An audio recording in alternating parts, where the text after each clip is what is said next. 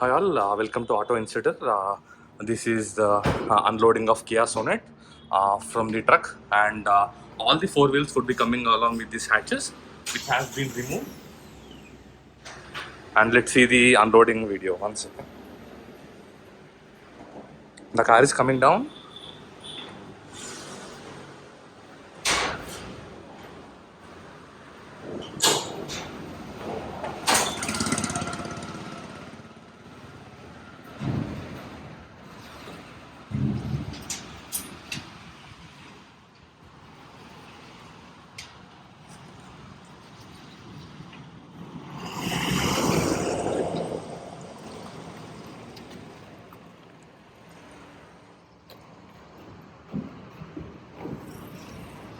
This comes with all the safety measures on the sides and on the top as well. And they are again completely hydraulic, and all the keys would be kept. Thank you for watching, and here is the car.